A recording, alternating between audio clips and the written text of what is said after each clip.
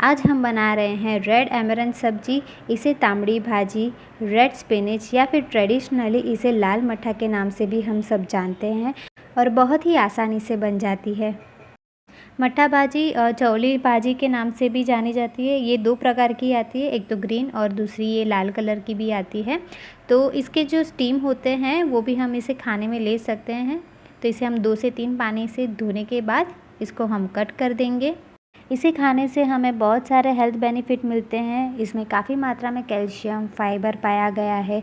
Weight loss करने में भी ये काफ़ी हमें हेल्प करता है। तो ये अपने आप में ही एक ये सुपर फूड है। सारी भाजी को हमने कट कर दिया है। अब इसे हम बना रहे हैं थोड़ी से महाराष्ट्रन स्टाइल में। तो इसमें हम डालेंगे मूंग दाल। मूंग दाल मैंने हाफ कप लिया है, वज़न से 60 ml ये कप के माप से मैंने लिया है। तो इसे मैंने 1 घंटे के लिए भिगो के रख दिया था।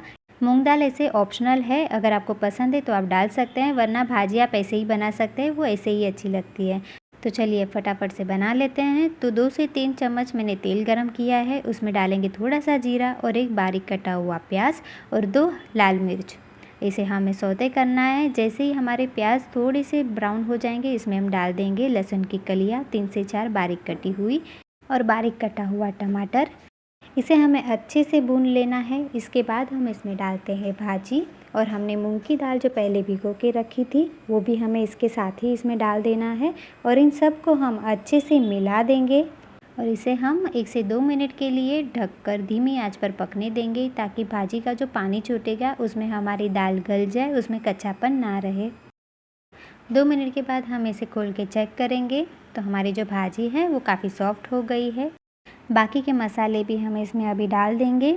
तो 1 टीस्पून मैंने हल्दी ली है, 2 टीस्पून मैंने रेड चिली पाउडर और थोड़ा सा मैंने नमक डाला है। नमक इसमें बहुत कम ही पड़ता है। तो इन सारी चीज़ों को मिला के हमें 1 से 2 मिनट के लिए और इसे पकने देना है और बस हमारी भाजी बनकर तैयार है। तो अब इसे हम सर्व कर लेते हैं। तो देखिए कितनी आसान सी रेसिपी है और सिर्फ 10 मिनट के अंदर बन के तैयार हो जाती है और बहुत सारे हेल्थ बेनिफिट देती है और ये स्वादिष्ट भी है। अगर आपने वीडियो यहाँ तक देखी है तो प्लीज़ मेरे वीडियो को लाइक करिए, शेयर करिए और चैनल को सब्सक्राइब करिए, ताकि मेरे नए वीडियो की नोटिफिकेशन आपको मिलती रहे। और कमेंट सेक्शन में मुझे ज़रूर बताइए कि आपको वीडियो कैसी लगी। Thanks for watching.